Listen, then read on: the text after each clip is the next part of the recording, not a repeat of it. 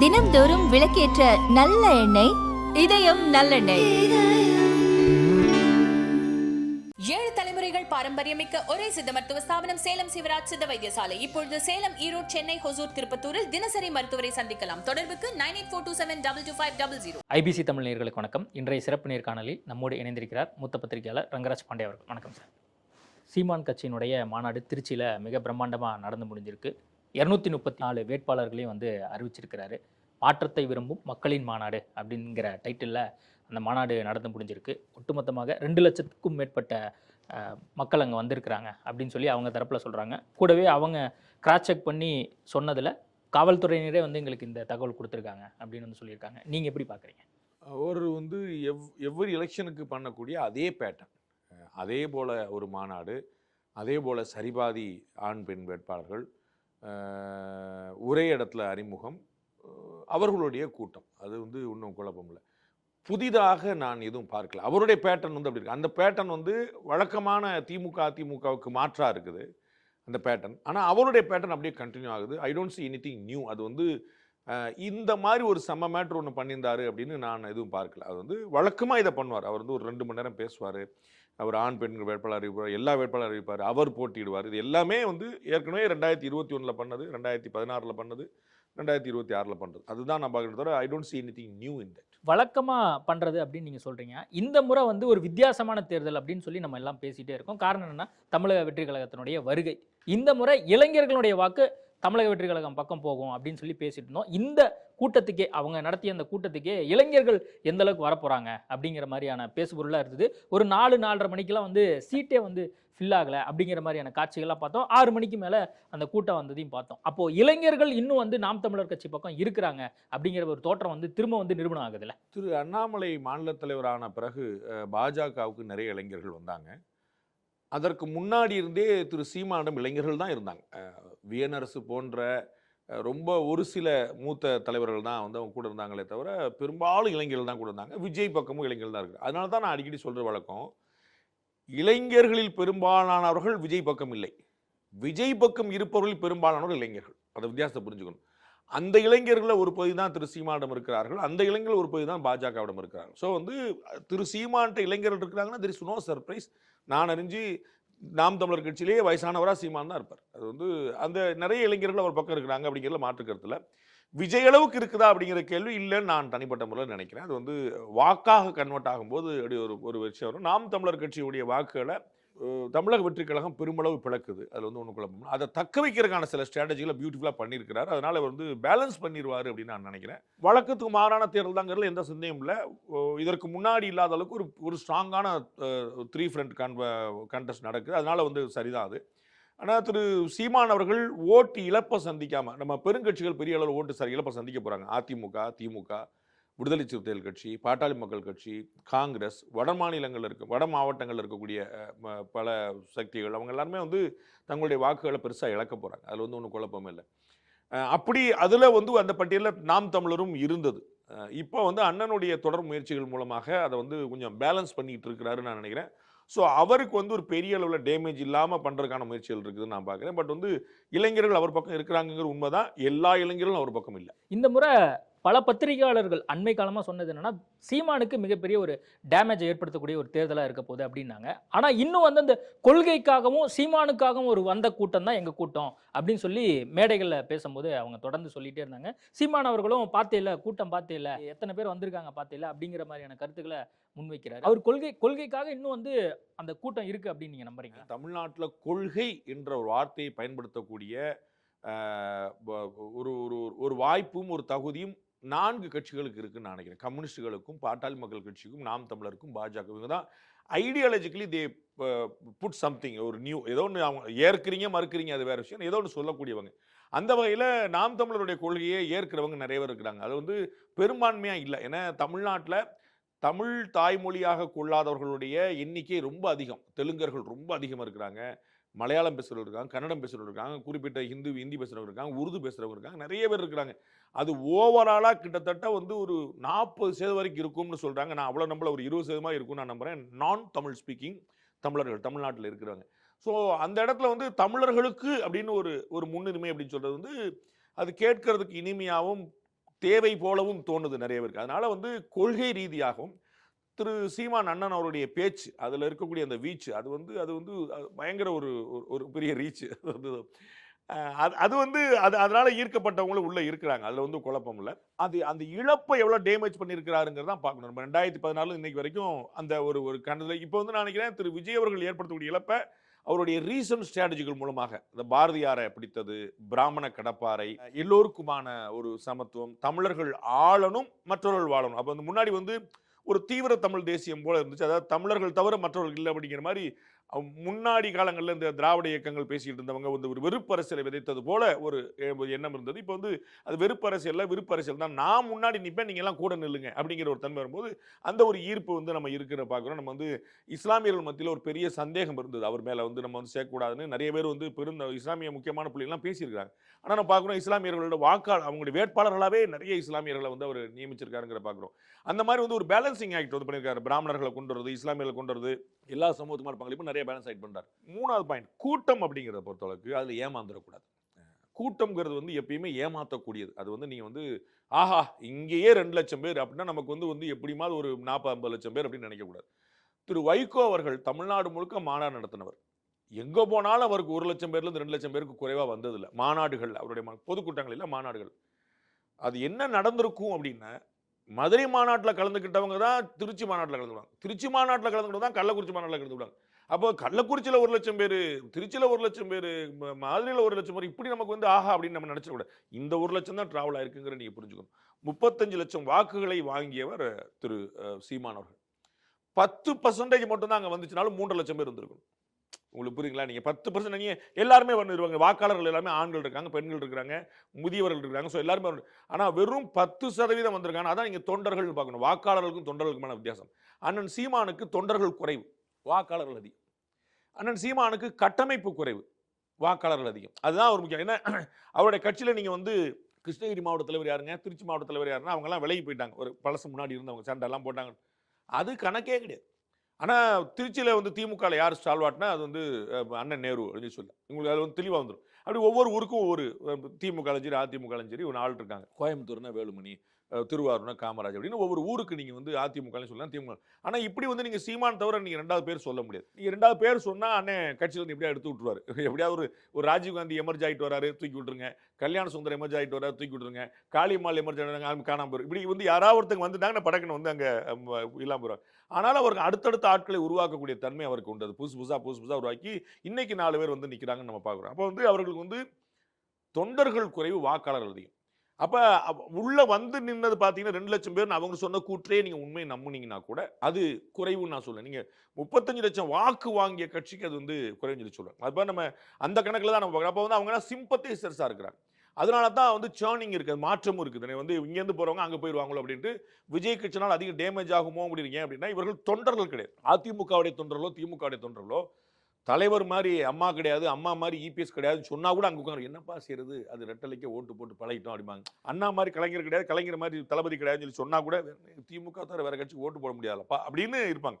காங்கிரஸ் கட்சிக்கெல்லாம் ஒரு 5 வாக்காளர் இருக்குன்னு பார்க்குறேன். அதெல்லாம் வந்து பரம்பரையாக போட்டு வேற மாற்றி சிந்திக்க முடியாதவர்கள். அப்படி இல்லை அண்ணன் சீமானுக்கு.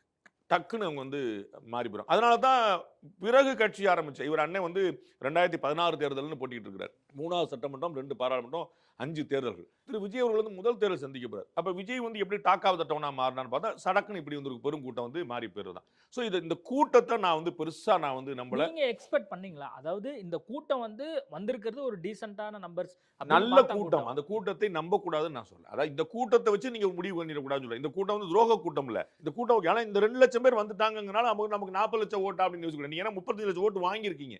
இப்போ நீங்க 45 லட்சமாவது ஓட்டு வாங்கினா தான் உங்களுக்கு வளர்ச்சி. ஆனா இன்னைக்கு தேதிக்கு 35 லட்சம் ஓட்டு தக்க வச்சிட்டாலே பெரிய விஷயம். அதுவே ஒரு அச்சீவ்மெண்ட் நான் சொல்றேன். அது வந்து நீங்க கீழே விழல அப்படிங்கிறதே பெரிய அச்சீவ்மெண்ட். நீங்க வந்து இந்த பேப்பர்ல டிவில எல்லாம் சர்க்குலேஷன் வியூவர்ஷிப் எல்லாம் போகும்போது ஒரு சேச்சுரேஷன்ல நின்னாலே பெரிய விஷயம். இன்னைக்கு இருக்கிற டிஜிட்டல் உலகம் மாறி நிற்கிறதுனால அப்போ வந்து ஒரு டிவிகே மாதிரி ஒரு சுனாமி உள்ள வரும்போது நாம் தமிழர் கட்சி விழாம இருந்துச்சுனாலே ஒரு பெரிய அச்சீவ்மெண்ட்.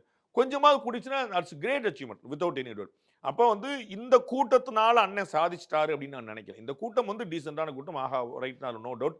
பட் இது ஓட்டாக மாறும் அப்படின்னு இல்லை. இது வந்து சிம்பத்தைசஸ், அவங்களாம் வந்து பார்ப்பாங்க வைப்பாங்க, அப்புறம் என்னப்பா செய்யறது அப்படின்னு, அவர் ஜெயிக்க மாட்டார்லப்பா அப்படின்னு. பாஜகவுக்கு இந்த பிரச்சனை ரொம்ப வருஷமா நடந்துகிட்டு இருக்கு. நல்ல கட்சிங்க, நல்ல தலைவருங்க, நீங்களாம் நல்ல உங்களை மாதிரி ஆட்கள்லாம் வரணுங்க, மோடின்னா எனக்கு ரொம்ப பிடிக்குங்க, ஆனால் ஜெயிக்க மாட்டீங்களங்க அப்படிம்பாங்க. இப்படி ஒரு ஓட்டு இருக்கு. அவங்க வந்து ஏடிஎம்கேக்கோ வேற ஏதாவது கட்சிக்கோ ஓட்டு போட்டு போயிடுவாங்க. அந்த மாதிரியான ஒரு இடத்துல தான் அண்ணன் சீமான் இருக்காரு. நல்ல மனுஷன், ரொம்ப நல்லா பேசுறாரு, அதுல ஒரு லாஜிக் இருக்கு, ஒரு நியாயம் இருக்குது, ஆனால் ஜெயிக்க மாட்டார்லப்பா அப்படின்னு.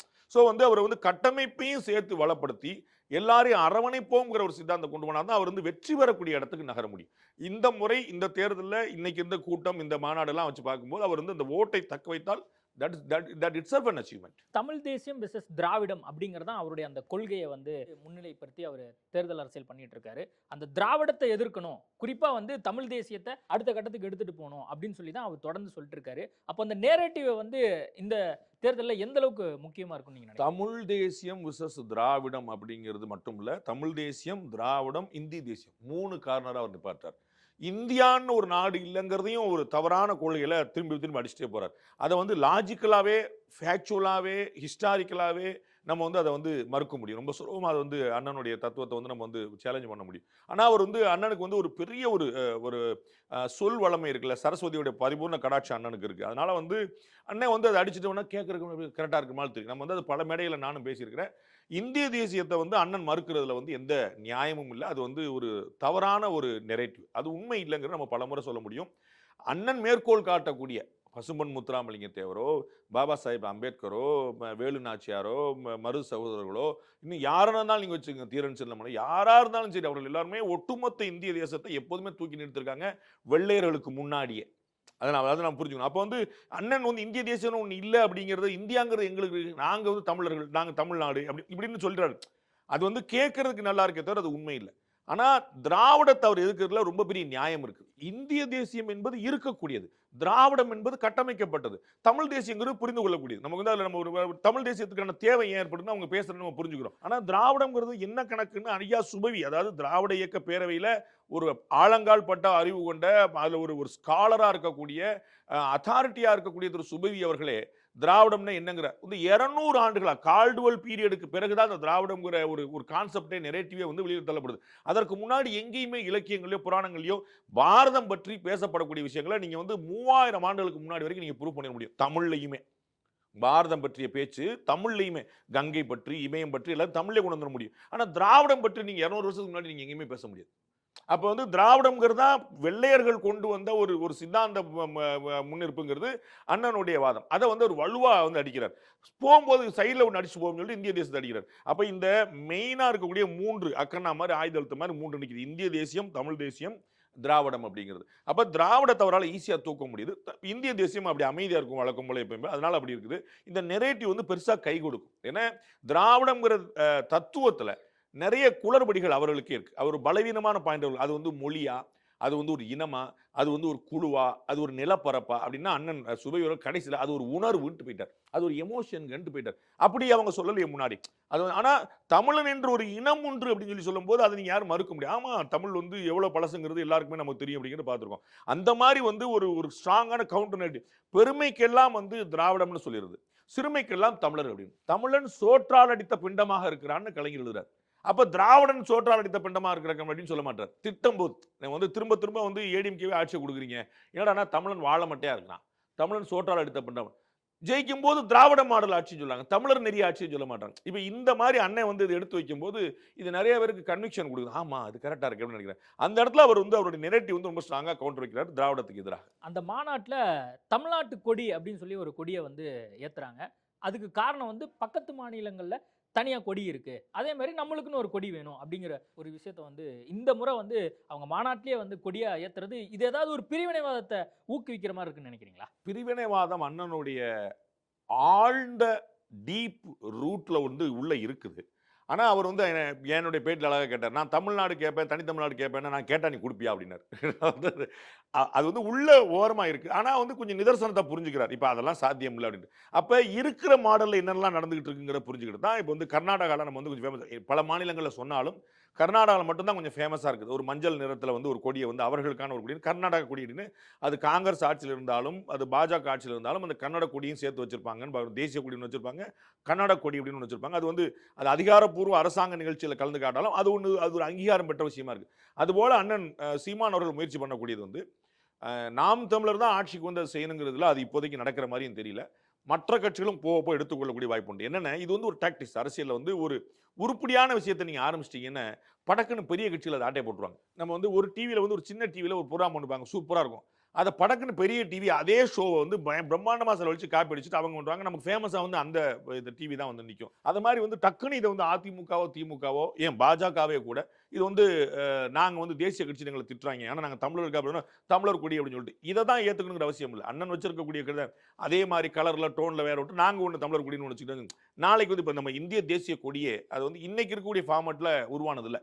இது வேற ஃபார்மேட்டில் உருவாகி ஒரு ஃபார்மானதான். அது மாதிரி அண்ணன் உருவாக்கி இருக்கக்கூடிய இந்த தமிழ் தேசிய அப்படிங்கிற கொடி அப்படிங்கிறது வேற ஆட்கள் நாளைக்கு ஆட்டையை போட்டு நமக்கு ஒரு தமிழ் காமனாக ஒன்று உருவாகலாம். ஸோ நாளைக்கு கர்நாடகாவில் இருப்பது போலே தமிழ்நாட்டுக்கும் ஒரு தனி கொடி ஒன்று உருவாகலாம். அது பெருங்கட்சிகள் ஆதரிச்சா மட்டும்தான். நான் ஏற்கனவே சொன்ன போல அங்க பாஜகவும் காங்கிரஸும் அதை ஏற்றுக்கொண்டது போலதான் அது கன்னடா கொடி அப்படின்னு வந்து நிற்குது. அதுபோல தமிழ்நாட்டை பொறுத்தவரைக்கும் அதிமுக திமுக போன்ற பெருங்கட்சிகள் அதை ஏற்றுக்கொண்டதற்கான வாய்ப்புகள் இருக்கு. அந்த வகையில இதை முன்னிறுத்தினவர்னு அண்ணன் பெருமை தேடிக்கொள்ளலாம். இதுவே அதுவாக அந்த கொடியாக மாறும்னு சொல்ல முடியாது. வேட்பாளர்களை பொறுத்த வரைக்கும் 117 பெண்கள் 117 ஆண்கள் வச்சிருக்காரு.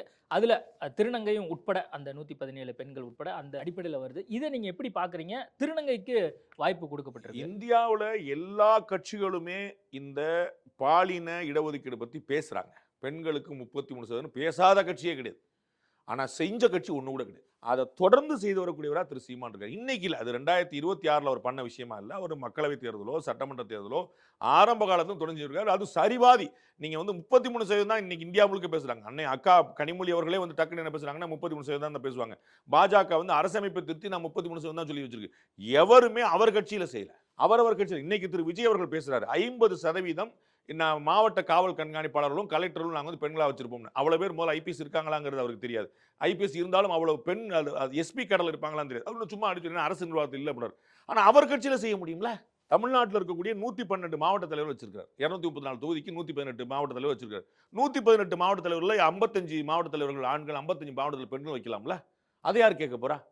சரி, வேட்பாளர் நாங்கள் ஆளுக்கு பாதி அடி பண்ணி சொல்லலாம்ல? அதை யார் கேட்க போறா? ஸோ அவர்களால் செய்யக்கூடிய விஷயத்தை நான் விஜய்ங்கிற ரீசன்ட் கட்சிக்காக சொல்றேன். பாஜக உட்பட நான் சொல்லிட்டேன், எல்லா கட்சியுமே பேசக்கூடியது பெண் உரிமையை பற்றி, செய்யக்கூடியது இல்லை.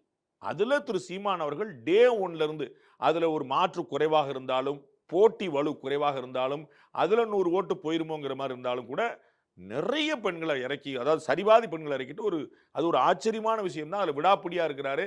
அந்த மாவட்டத்திலேயே அந்த சட்டமன்ற தொகுதியிலேயே ஒரு வலுவான ஆண் வேட்பாளர் கூட இருந்திருப்பார். அவங்க இல்லை நான் பெண் தான் இங்கே நான் அறிவிக்க போறேங்கிறதுக்காக நம்ம வந்து அதனால வந்து ஒரு ஆணை இறக்குறாரு. அது மாதிரி விஷயம் வந்து அசாத்தியமானது. தமிழ்நாட்டில் இந்தியாவில் வேற எந்த கட்சியும் செய்யாது. பேசுபொருளாக மாறி இருப்பது பிராமண வேட்பாளர்களை அவரை வந்து வேட்பாளராக நிப்பாட்டினது. இதை எப்படி நீங்க புரிஞ்சுக்கிறீங்க? ஒரு ஜோக்கா சொல்லுவாங்க, செல்வி ஜெயலலிதாட்ட ஒரு பிராமண எம்எல்ஏ வந்து போய் கேட்டு, அம்மா நம்முடைய அமைச்சரவையில் எல்லா சமூகத்துக்கும் பிரதிநிதித்துவம் இருக்குது, பிராமணர்களுக்கு மட்டும் பிரதிநிதித்துவம் இல்லை அப்படின்னு சொல்லி கேட்ட மாதிரியும், அப்போ வந்து யுவர் சீஃப் மினிஸ்டர் ஹெர்செல்ஃப் ஏ பிராமின் அப்படின்னு சொல்லி அம்மா சொன்ன மாதிரி சொல்லுவாங்க. ஸோ பிராமணர்கள் வந்து இந்த திராவிட இயக்க அரசியல்னால உண்மையான தாழ்த்தப்பட்டவர்களாக அவர்கள் தான் இருக்கிறார். அரசியலில் வந்து ஒரு தீண்டத்தகாரர்களாக பிராமண சமுதாயத்தை மாற்றி வச்சிருக்காங்க. அது வந்து ஏதோ பேய் பிசாசு பூச்சாண்டி மாதிரி ஒரு பொய்யான நெரேட்டிவை செட் பண்ணி வச்சுட்டு உண்மை இல்லாத கொண்டு வந்து அவங்க வந்து ரொம்ப கடுமையாக நெரேட்டிவ் பண்ணிட்டாங்க. அதில் எல்லா கட்சிகளும் இறையாயிடுச்சு. அதில் வந்து அது பாட்டாளி மக்கள் கட்சியோ அதிமுகவோ திமுகவோ பாஜகவோ காங்கிரஸோ எந்த கட்சியும் பாகுபாடு கிடையாது. நீங்கள் வந்து அவங்க எல்லாமே பிராமணர்கள்னா அது வந்து செகண்ட் லேயர் தான். அது ஒரு கடைசி வாய்ப்பாக பார்த்துக்கிடுவோம், வேற வாய்ப்பே இல்லைன்னா பார்த்துக்கிடுவோங்கிற மாதிரி கொண்டு போய் நிப்பாட்டாங்க. ஒரு முன்னிறுத்தம் கிடையாது. திறமை இருந்தாலும் முன்னிறுத்துவது கிடையாதுங்கிற வச்சிருக்காங்க. அந்த இடத்துல அண்ணன் செஞ்சிருக்கு வந்து மகத்தான பணி. அதில் வந்து நான் வந்து பிராமணர்களுக்கு வக்காலத்து வாங்கினேன்னு நினைச்சிடாதீங்க, எல்லோரையும் கொண்டு வந்திருக்கிறார் அண்ணன். அதை மாதிரி பிராமணர்கள் அப்போ நீங்கள் வந்து பாட்டாளி மக்கள் கட்சி வந்து 100% இடஒதுக்கீடு பற்றி பேசுகிறது. எல்லோருக்கும் இடஒதுக்கீடு மொத்தமாக பிரிச்சிருக்கப்பா, எவ்வளவு சமூகம் இருக்கோ பிரிச்சிருக்கணும். அப்போ 100% இடஒதுக்கீடு பிராமணர்கள் வரமாட்டாங்களா? 3%, 4%, 5% ஒரு மக்கள் தொகை இருக்கும்ல அவங்களுக்கு, அதுவாக வரமாட்டாங்களா? பாஜகவில் கூட அப்படி கிடையாது. காங்கிரஸில் வாய்ப்பே இல்லை. திமுக பற்றி பேசவே வேண்டாம். அப்போ பிராமண எதிர்ப்புல உருவான இயக்கம் திமுக. அப்போ இவர்கள் எல்லோருமே ஒரு சமூகத்தை புறக்கணிக்கும் போது, அதாவது நவீன தீண்டாமை, அரசியல் தீண்டாமை ஒன்று செஞ்சுக்கிட்டு இருக்கும்போது அண்ணன் சீமான் அவர்கள் தெளிந்து தெரிந்து துணிந்து ஒரு விஷயத்தை செய்கிறாருங்கிறது பெரிய ஆச்சரியம். அவர் வந்து நான் வந்து இந்த திராவிட பழைய பங்களாவை நான் வந்து பிராமண கடப்பாரால நான் உடைப்பேன் அப்படின்னு சொல்லி சொல்றத ஒரு வாய் வார்த்தையா இல்லாமல் ஒரு நிஜ முயற்சியாகவும் செய்கிறார் அப்படிங்கிறது உண்மையில பெரிய ஒரு ஆச்சரியமானது. வந்து நான் வந்து பிறப்பினால நான் ஒரு சமூகத்தை சேர்ந்தவங்கனால சொல்ல, நான் வந்து அந்த ஈக்குவேஷன் அவர் வந்து எல்லோருக்குமான பிரதித்துவங்கிறது ஆண் பெண்ணுக்கான பிரதித்துவம் நம்ம பார்த்தோம் 50-50 போட்டு வச்சிருக்காரு. அதுல வந்து ஒரு இதுவரைக்கும் இந்தியாவில் யாரும் செய்யாத ஒரு விஷயம். அப்ப சமூக பிரதிநிதித்துவம் சொல்லி எல்லாரும் தானே நீங்க வண்ணார், குயவர், நாவிதர், ஒட்டர், மற்ற சமூகம் சொல்லி சொன்னீங்கன்னா அப்புறம் அதுல பிராமணர் நீங்க சேர்க்க கூடாதா? அப்ப அங்கேயும் சேர்ந்து வந்து அது யாருக்கெல்லாம் குரல் இல்லையோ அவர்கள் எல்லோருக்குமான குரலா நான் இருப்பேன் அப்படிங்கும்போது ஒரு உண்மையான சமூக நீதி வருது. அதையும் திரு சீமான் தொடர்ந்து செய்து கொண்டது. சீமானுடைய இந்த ஸ்ட்ராட்டஜி சரிதானா அப்படிங்கிற ஒரு கேள்வி இருக்கு. காரணம் என்னன்னா பாஜகவுடைய பி டீமாக அண்மை காலமா சீமான் இருக்கார்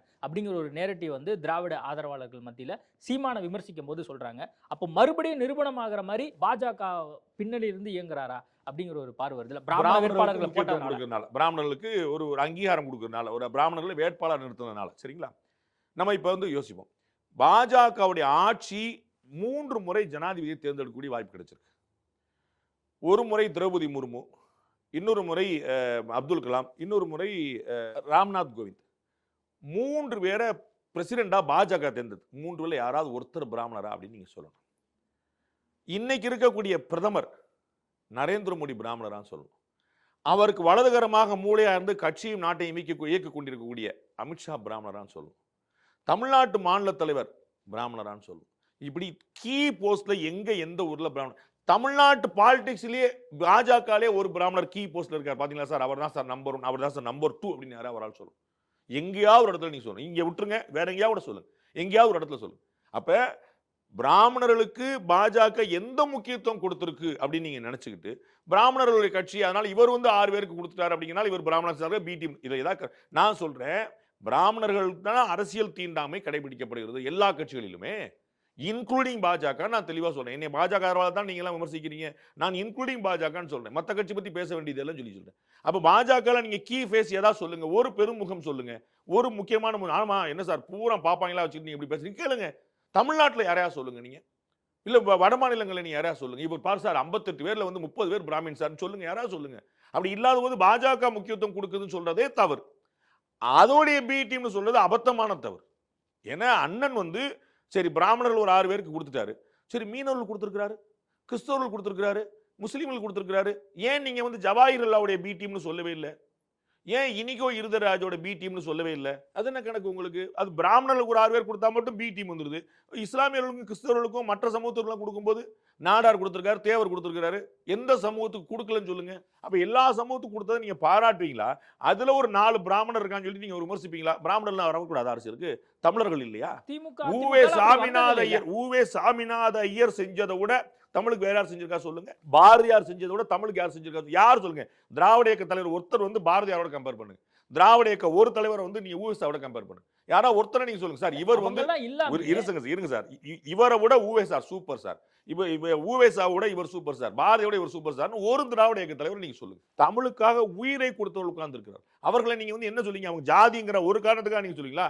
அந்த ஜாதி வந்து வெளியில வந்து நீங்க காட்டுங்க. பிராமணர்கள் வராதனால இங்க என்ன தமிழ்நாடு கெட்டு போச்சா? என்ன எம்எல்ஏ வராதனால அதை கெட்டு போச்சா? எதுவும் இல்ல. அப்புறம் ஏன் முக்கியத்துவம் கொடுக்கிறாரு அப்படிங்கிற மாதிரியான பார்வை தானே வைக்கிறாங்க. ஏன் முக்கியத்துவம் கொடுக்கிறாருங்கிற கேள்வி மாதிரி ஒரு அராஜகம் இருக்குதா? பட்டியல் தொழில் கொடுக்காட்டா வந்து போயிருமா? நாடார்கள் கொடுக்காட்டா போயிருமா? தேவர்களுக்கு கொடுக்காட்டா போயிருமா? செட்டியார் காசாரி கொடுக்காட்டா, முதலியாருக்கு கொடுக்காட்டா போயிருமா? எந்த சமூகத்துக்கு கொடுக்காம இருந்தா நாடு கெட்டு போயிரும். அப்ப வந்து ஏன் கொடுக்குறீங்க? ஒவ்வொரு சமூகம் கேட்டு நீங்க வந்து மீனவர்ல இருந்து ஒரு முதலமைச்சர் வந்ததே இல்லை, ஆசாரில இருந்து ஒரு முதலமைச்சர் வந்ததே இல்லை. இப்படி ஒவ்வொருத்தர் கேட்டு நீங்க அப்ப எங்களை புறக்கணிங்களா என்ன பதில் சொல்லுவீங்க? அப்ப எந்த சமூகம் வராட்டி நாடு முன்னேறிடும்? ஏன் ஒரு சமூகத்துக்கு கொடுக்கணும்னு கேட்பீங்களா? இதோட அராஜகம் ஒண்ணு இருக்குதா? திமுக வரக்கூடிய ஆட்களுக்கு தகுதி இருக்கா இல்லையான்னு கேளுங்க. வரக்கூடியவர்கள் ஓட்டு வாங்குறாங்க, வரக்கூடிய தமிழர்களா இல்லையான்னு கேளுங்க. அது என்ன பிராமணர்? அப்படி பிராமணர்கள் கேட்டு அவர்கள் வந்து ஒதுக்குறது தீண்டாமை என்ன? பட்டியல் தொழில் சொல்றது நியாயமாயிருதா இல்லையா? பட்டியல் தொழில் ஜாதியால தானே ஒதுக்குனீங்க. எப்பா நீ இந்த சமூகம் அப்படிதான் கீழே நீங்க, அப்ப நீ பிராமணப்பா கீழே போன இது இதான பட்டியல் ஒரிஜினலா? இதான தாழ்த்தப்பட்டவர்கள்? ஜாதி பார்த்து ஒருத்தனை புறக்கணிப்பு தான் அங்க தீண்டாம. பிராமணர்கள் இல்லாட்டா என்ன கெட்டு போயிடும்? எந்த ஜாதி இல்லாட்டி கெட்டு போகாது? தமிழ்நாட்டில் ஒரு ஜாதி சொல்லுங்க சார், இந்த ஜாதி மட்டும் தொடக்கூடாது சொல்லுங்க. அப்புறம் ஏன் திமுக அதிமுக போன்ற கட்சிகள் அவங்களை தொடர்ந்து நிராகரிக்கிறாங்க? அவர்களுடைய தவறான வெறுப்பு அரசியல், வேற ஒண்ணுமே கிடையாது. வேற ஒண்ணுமே கிடையாது. என்ன இருக்குன்னு சொல்லுங்க அவங்கள்ட்ட. அவர்களுடைய வக்கீல், அவர்களுடைய ஆடிட்டர், அவர்களுடைய மருத்துவர், அவர்களுடைய எல்லா பர்சனல் ஃபேமிலியில் எல்லாமே வச்சிருப்பாங்க. அவங்க அரசியல் கொண்டு வந்து பாட்ட மாட்டாங்க. அவர்கள் முன்னிறுத்திய வழக்கறிஞர்கள் யாருன்னு பாருங்க, அவர்கள் வைத்துக்கொண்ட ஆடிட்டர்கள் யாருன்னு பாருங்க, அவர்கள் கொண்டாடிய மருத்துவர்கள் யாருன்னு பாருங்க. அவர்களாம் அந்த சமூகம் தெரியலையா? பிராமண உடம்பு என் மேல படக்கூடாதுன்னு சொல்ல வேண்டியதானே? பிராமணன் என்னுடைய ஆடிட்டிங் ஃபைல கையெழுத்து போட சொல்ல முடியாது? பிராமண வக்கீல் எனக்கு ஆஜராகக்கூடாதுன்னு சொல்ல வேண்டியதானே? அங்கெல்லாம் உங்களுக்கு நீங்க ஜாதி பார்க்கல, சமத்துவம் பார்க்குறீங்க. அது வெறும் நெரேட்டிவ். ஒரு அது நான் நிறைய சொல்லிட்டே போய் ரொம்ப பழங்குதே. அப்போ பெரியார் அவர்கள் வந்து பிராமண எதிர்ப்பு எதுக்கு பயன்படுத்தாருன்னு நான் காட்டியிருக்கேன். பட்டியலத்தவர்கள் எப்படி நடத்திருக்காருன்னு ஊரே சொல்லி நான் என்ன கேட்க வேணா அண்ணன் ரவிக்குமார் கேளுங்க, விடுதலை சிறுத்தைகள் கட்சியுடைய துணை பொதுச்செயலாளர் அண்ணன் ரவிக்குமார் கேளுங்க, நிறைய சொல்லுவார். காரைக்குடியில் சீமான் அவர்கள் போட்டிடுறாரு, அவருக்கான வெற்றி வாய்ப்பு இருக்கு நீங்க நினைக்கிறீங்களா? வெற்றி வாய்ப்பு இந்த தேர்தலில் கம்மின்னு நினைக்கிறேன். ஆனால் ஒரு ஒரு ஒரு லக்கில், ஏன்னா இப்போ 4 முனை போட்டி ஏற்படுறதுனால கண்ணாப்பின்னான்னு ஓட்டு பிரியும் போது அவருடைய சொந்த மாவட்டம் இருக்கிறது, அந்த சொந்த தொகுதி, அந்த கணக்கில் வந்து ஒரு அட்வான்டேஜ் அவருக்கு கிடைக்கும். பட் அவர் வந்து ஒரு முக்கியமான தலைவர் அப்படிங்கிற காட்டுறது விதமாக அவர் ஒரு முறை கடலூரில் போட்டிடுறாரு, ஒரு முறை வந்து வடசென்னையில் போட்டிடுறாரு, ஒரு முறை இங்கே போட்டிடுறாரு, மாறி மாறி போட்டியிடும் போது அவர் வந்து தன்னை சரியாக நிலைநிறுத்துறாரு. ஹீஸ் பிளேசிங் ஹிம் ரைட்லி அப்படின்னு நான் நினைக்கிறேன். வெற்றி பெறுவாரான்னு என்னால் சொல்ல முடியல. மற்ற வேட்பாளர் உட்பட வந்து பார்க்கணும், நல்ல வாக்குகள் வாங்குவார்னு பார்க்குறேன். கடலூரில் வாங்கினதை விட திருவள்ளூர் பகுதியில் வாங்கினதை விட நல்ல ஓட்டு வாங்குவார்னு நான் நினைக்கிறேன். இப்போ இருக்கக்கூடிய ஒரு அண்டர்ஸ்டாண்டிங், ஒரு எழுச்சி, இது மாதிரி ஒரு புரிதல் சரிதான், ஒரு சொல்கிறதுலேயும் ஒரு நியாயம் இருக்குப்பா அப்படிங்கிற ஒரு பார்வை கொஞ்சம் கூடிகிட்டே போகுது. அதனால இதற்கு முன்னாடி பெற்ற வாக்களை விட அதிகம் பெறுவார்னு நினைக்கிறேன். 2வது இடம் கூட பெறலாம். முதலிடம் பெறுவாரான்னு என்னால் இன்னைக்கு இதே சொல்ல முடியல. இன்னும் கவுண்டர் நெரேட்டிவ் வேற வேட்பாளர்லாம் யார் வர்றாங்க பார்த்துட்டு சொல்லலாம். வேட்பாளர்களை பொறுத்த வரைக்கும் மற்ற கட்சியெல்லாம் அறிவிக்கவே இல்லை, ஆனால் இவர் அறிவிச்சு கிட்டத்தட்ட எல்லா வேட்பாளர்களையும் அறிவிச்சு அந்தந்த தொகுதிகளுக்கான விஷயங்களை முன்னாடியே இனிஷியேட் பண்ணிட்டாங்க. இப்போ இவர் வந்து ஒரு ஸ்டார் வேட்பாளர் அப்படிங்கிற அடிப்படையில் பார்க்கும்போது இவருக்கான வெற்றி வாய்ப்பு குறைந்திருக்கு அப்படின்னு தெரிஞ்சு கூட அவர் அங்கே போட்டிடுறாருன்னா அதுக்கு முக்கிய காரணம் அவருடைய சொந்த தொகுதி, சொந்த முதல் நாளே அப்படி போட்டிட்டு இருந்தாரு. நீங்க ஒரு முக்கியமான தலைவர்கள் அப்படி போட்டிடுவது இல்லை. செல்வி ஜெயலலிதா அவர்களோ, எம்ஜிஆர் அவர்களோ, கலைஞர் அவர்களோ, விஜயகாந்த் அவர்களோ, அவங்கலாம் வந்து ஏன் சொந்த ஊருப்பான சேஃப்டியான இடங்களில் போட்டிட்டது இல்லை. அவங்க எல்லா ஊர்லேயும் போட்டிட்டு இருக்காங்க. தஞ்சாவூர்ல ஆரம்பிச்சு ஆர்கே நகர்லேருந்து, ஸ்ரீரங்கத்துலேருந்து, ஆண்டிப்பட்டியிலேருந்து, பர்கூர்லேருந்து எல்லாருமே 2 தலைவருமே எல்லா தலைவருமே போட்டிட்டு இருக்காங்க. அப்படிதான் அண்ணன் விஜயகாந்த் வந்து அவருடைய மாவட்டம் வந்து மதுரை, அவர் வந்து ஆனால் வந்து அவர் விழுப்புரம் மாவட்டத்தில் போட்டிட்டாருன்னு பார்க்குறோம். அந்த மாதிரி எல்லா பெருந்தலைவருமே போட்டிட்டு இருக்காங்க. அது மாதிரி தான் அண்ணனும் வந்து முதல்ல எடுத்துட்டு அவர் சொந்த ஊரில் போட்டிடல. அவர் வந்து கடலூரில் போட்டிட்டார், இங்கே போட்டு வடக்க போட்டிட்டார், அதுக்கப்புறம் இங்கே போட்டிட்டார். அது ஒன்றும் தவறு கிடையாது, ரொம்ப சரிதான். அவர் வந்து he is placing him rightly. வெற்றி வாய்ப்பு இருக்குதா இல்லையான்னு பார்த்து போராட முடியாது. களம் தயாரா இருக்குன்னா ஒரு வீரன் போருக்கு கிளம்பிடணும். அதுக்கப்புறம் வந்து நம்ம ஜெயிப்போமா தோப்போமாங்கன்னா அப்போ நீ வீரன் கிடையாது. அதனால நான் வந்து ஓரமாக உட்காந்துருக்கிறேன், நீங்களாம் போய் சண்டை போட்டு அடிவிட்டு வாங்கப்பா அப்படின்னு ரத்தம் வந்தாங்க அப்படி கிடையாது. முதல் ஒரு படை தளபதி, ஒரு தலைவர்னா அது முதல்ல நிற்கணும். அது வந்து களப்பழியோ கள வெற்றியோ அது வந்து அவர் தான் முதல்ல. அப்போ தானே கப்பு உங்களுக்கு கிடைக்கும். இப்போ நீங்களாம் விளாண்டு வாங்கப்பா, நான் ரிட்டையர்ட் ஆகிட்டு உட்காந்துருக்கேன், கப்பு மட்டும் ஏன் சொல்லி ஒரு கேப்டன் கேட்க முடியாது. அதனால அவர் எப்பயுமே களத்துக்கு அஞ்சினவர் இல்லை. அதனால அவர் நிற்கிறாரு. வெற்றி வாய்ப்பு குறைவா இருக்குன்னா ஓட்டு எண்ணிக்கை கூட்டிகிட்டே தானே போகுது. 2016 இன்னைக்கு கேஸ் ஹிஸ்டரி பார்த்தீங்கன்னா கிராஃப் மேலே தானே போயிட்டு இருக்கு. எந்த கட்சிக்கும் இந்தியாவில் இல்லாத ஒரு விஷயம். எல்லா கட்சிக்குமான ஏற்ற இறக்கங்கள் இருக்கு, பிபி மாதிரி போயிட்டு இருக்கு. இந்த கட்சிக்கு மட்டும்தான் மேப் இப்படி போய் நிற்குது. அப்போ அது வந்து வேற தமிழ்நாட்டில் எந்த கட்சி, இந்தியாவில் எந்த கட்சியும் சாதிக்காத ஒரு விஷயம். பாஜக தவிர வச்சுக்கலாம். பாஜகவுடைய கிராஃப் தொடர்ந்து 80களில் இருந்து இப்போ வரைக்கும் மேலே ஏறிட்டே பெருஞ்சு வச்சுக்கலாம். அந்த மாதிரி பார்த்தா அப்படி சொல்ல முடியாது, வேற யாருக்குமே சொல்ல முடியாது. ஸோ அவர் வந்து வெற்றி கிடைக்கிறது தோல்வி கிடைக்கல, தன்னுடைய வாக்கு சதவீதம் கூடிச்சனால இப்போ நாளைக்கு 2026 சட்டமன்ற தேர்தலில் அவர் வந்து 10% தொட்டுட்டார்னு வச்சுக்கோங்க, பெரும் புரட்சி ஆயிருவது. அடுத்த தேர்தலில் பல குட்டி கட்சிகள் அவருடைய தலைமை ஏற்று வந்து இன்னைக்கு வந்து குட்டி கட்சிகள் கூட விஜய் பக்கம் போலாமா, ஏடிஎம்கே பக்கம் போலாமா, டிஎம்கே பக்கம் போலாமான்னு இருக்கிறாங்களே தவிர விஜய் சீமான் பக்கம் வர்றதுக்கு யோசிக்கிறாங்க. நாளைக்கு அண்ணன் வந்து ஒரு 10% வாங்கிட்டாருன்னு சீமான் தலைமையில், நாம் தமிழர் தலைமையில் ஒரு கூட்டணி வந்து அவருக்கான நேரேட்டிவ் இந்த தடவை கரெக்டாக ஃபிக்ஸ் பண்ணியிருக்காங்கன்னு நினைக்கிறீங்களா? டிவிகே வர்சஸ் என்டிகே அப்படிங்கிற மாதிரி ஒரு சூழல் இருக்குதா நீங்கள் பார்க்குறீங்க? அதை வந்து அண்ணன் தான் அப்படி பண்ணிக்கிட்டார். அது வந்து அண்ணன் பண்ண ஒரு ஸ்ட்ராட்டஜியில் ஒரு தப்புன்னு நான் நினைக்கிறேன். அவர் வந்து திமுகவுக்கு மாற்று நாம் தமிழர் அப்படின்னா தமிழ்நாட்டில் எப்பயுமே 3வது ஒரு இயக்கம் வேணுங்கிற எண்ணம் ரொம்ப காலமாக உண்டு. அது வந்து எம்ஜிஆர் கருணாநிதி காலத்திலேருந்து, ஜெயலலிதா ஸ்டாலின் காலத்திலேருந்து, எல்லா காலத்துலையுமே அது வேறொரு அப்படித்தான் பாமக வந்துச்சு, அப்படித்தான் மதிமுக வந்துச்சு, அப்படித்தான் தேமுதிக வந்துச்சு, அப்படித்தான் பாஜக வந்துச்சு, அப்படித்தான் எல்லா கட்சியுமே வந்துட்டு இன்னைக்கு தாவேகம் அப்படிதான் வந்து நிற்குது. ஆனால் இந்த கட்சியெல்லாம் 2 தேர்தலுக்கு பிறகு திருப்பி போய் வேற யாரோட கூட்டணி வைக்கும் போது இந்த 3வது மாற்று சக்திங்கிறது இல்லாமல் வச்சு அப்படிதான் மக்கள் நல கூட்டணி வந்துச்சு. இப்படி எல்லா கட்சிகளுமே வந்து ஏடிஎம்கே டிஎம்கே இல்லாத ஒரு தேர்ட் ஃப்ரண்ட் அப்படிங்கிற ஒரு அட்டம் தான் பண்ணுறாங்க. அந்த இடத்துல தான் வந்து நாம் தமிழர் கட்சியும் வந்து நிற்குது. ஆனால் இவரா வம்படியா இந்த பக்கம் திரும்பிக்கிட்டு விஜய்லாம் ஒரு கட்சியா, அது அணில், இது வந்து ஒன்றும் இல்லை, விசில் அடிச்சாங்க கொஞ்சம் இந்த பக்கம் போனால் அது எனக்கு ரொம்ப பெரிய ஆச்சரியமா இருந்தது. அதனால திமுகவை கடுமையாக விமர்சிக்கக்கூடிய, நேரடியாக தாக்கக்கூடிய சீமான் அப்படிங்கிற போய் விஜய் கூட ஏதோ பஞ்சாயத்து போலங்க அப்படின்னு போயிடுச்சு. அப்போ வந்து விஜயே நம்பர் 1 கட்சி கிடையாது அப்படிங்கும்போது நம்பர் 1 கட்சி இல்லாத ஆள் நீங்க எதுக்கு இருக்கிறீங்க? அப்போ நோக்கம் வந்து அந்த இடத்துல பழுதாயிருது. அப்ப அண்ணன் வந்து அது ஸ்ட்ராட்டஜிக்கலா அது வந்து வியூக ரீதியா அது ஒரு பிழைன்னு நான் நினைக்கிறேன். அதனால அது வந்து அவருக்கு கம்மி தான் பண்ணிருச்சு நான் நினைக்கிறேன். அது வந்து அவருடைய வாக்கு சதவீதத்தை கூட்டல. வாக்கு சதவீதம் அவருக்கு குறைஞ்சிருக்குமோ நான் 5 பல காரணங்கள் அது ஒரு காரணம். அவர் திமுக இன்னைக்கு வந்து விஜய் என்ன சொல்றாரு? அவருக்கு தெரியும். அவர் வந்து நம்பர் 1 கட்சி இல்ல. நான் என்ன சொல்றாரு? தாவேகாவுக்கும் திமுகவுக்கும் போட்டின்றார். இந்த நெரேட்டிவ் அவர் செட் பண்றார். திரும்ப திரும்ப போராட்டங்களாம் போறாமனா போட்டி அப்படியாமலங்க அப்படின்றார். ஒரு மூத்த தலைவர் வந்து சொல்றாரு. அதிமுக அலையன்ஸ்ல இருக்கக்கூடிய ஒரு முக்கியமான தலைவர். அவர் சொல்றாரு, என்னங்க அவர் வந்து நம்மள வந்து ஒரு கேலி பொருள் மாதிரி பேசுறாரு, இப்படி பேசிவிட்டாரு அப்படின்றார். அப்ப அந்த நெரேட்டிவ் எப்படி ஒர்க் ஆகுது பாருங்க. அது அதிமுக கூட்டணியில் இருக்கக்கூடிய முக்கிய தலைவர்களுக்கு என்னங்க நானும் போட்டி போடுங்க, நீங்க நடுவில் குறுக்க வந்துட்டு இருக்கீங்க மாதிரி சொல்றாரு. அப்ப அந்த நெரேட்டிவை திரு விஜய் அவர்கள் பியூட்டிஃபுல்லா செட் பண்றாரு. அதாவது பெரிய கட்சியோட தான் எனக்கு போட்டி, நான் அந்த மலையை நான் ஆட்டிடுவேன் அப்படிங்கிற மாதிரி ஒரு which is not a fact. அது உண்மை இல்லை. ஆனா அந்த நெரேட்டிவை செட் பண்றதுல அவர் வெற்றி பெறார். நெரேட்டிவை செட் பண்றதுல அதை அண்ணன் தவற விட்டு விஜய் கூட ஏன் மோதினாருன்னு எனக்கு ரொம்ப ஆச்சரியமா இருந்துச்சு. விஜயை வந்து ஒரு தேர்தல் ஏன்னா விஜய் வந்து முதல் மாநாட்டில் திரு சீமான எல்லல் பண்றார். மறைமுகமா நான் சத்தமா பேச மாட்டேன், அடுக்குமொழியில பேச மாட்டேன், நான் இந்த ஆமா கதை இந்த மாதிரிலாம் சொல்ல மாட்டேன், ஒரு லைட்டா ஒரு எல்லல் பண்றார். யாருன்னு பேர் சொல்லாம எல்லாருக்கும் புரிய முடியும். அந்த இடத்துல ஒரு அடி அடிச்சுட்டு அதுக்கு ஒரு கவுண்டர் பாயிண்ட் அப்படியே முடிச்சுட்டு அவர் போயிருந்தாருன்னா ரொம்ப சரியா இருந்திருக்கும். பட் அண்ணன் வந்து ஏன் அவரை தொடர்ந்து தாக்குறதுக்கு அவருடைய கட்சியுடைய பிள்ளைகள் எல்லாருமே தாக்குற முயற்சி பண்ணாங்க. அதன் மூலமாக நீங்க குறிப்பிட்ட போல என்டிகே விசஸ் டிவிகேன்னு போய் அது நின்றுச்சு. அது வந்து என்டிகே விசஸ் ஏடிஎம்கே டிஎம்கேன்னு போய் நின்றுருந்தா இன்னொருக்கு வாக்குகள் அதிகமாக இருந்திருக்கும் நினைக்கிறேன். டிஎம்கே என்ன செய்யுதுங்க? தமிழ்நாட்டில் ஒரு வளர்கிற கட்சியாக இருக்கக்கூடிய பிஜேபி தான் ஃபோக்கஸ் பண்ணுது. ஏன் ஆல் இந்தியாவில் வந்து நம்பர் 1 கட்சி. அப்போ டிஎம்கே சொல்லுது தமிழ்நாட்டுக்கும் டெல்லிக்கும் போட்டி, தமிழ்நாட்டுக்கும் என்டிஏவுக்கும் போட்டி, இப்படி வந்து அவங்க கொண்டு வராங்க. அப்போ அவங்க ஏன் வந்து ஏடிஎம்கே டிஎம்கே போட்டி தானே சொல்லியிருக்கணும் அவங்க? அப்படி சொல்லி அப்ப தன்னை விட பெரிதாக இருக்கக்கூடிய கட்சியை பார்க்குறது. அப்ப தன்னை விட பெரிதாக இருக்கக்கூடிய கட்சியை டிவிக்கு வந்து ஃபோக்கஸ் பண்ணுது. அப்ப தன்னை விட பெரிதான கட்சியில் டிஎம்கே வந்து என்டிஏ நிறுத்தி இருக்கணும். அவர் வந்து இன்சிடென்டலி ஏன் டிவிக்கு நிப்பாட்டினாங்க ஒரு பெரிய ஆச்சரியம் தான். ஓகே சார், நிறைய விஷயங்கள் கொடுத்து பேசியிருக்கோம். நேர்காணல் கொடுத்ததுக்கு மிக்க நன்றி.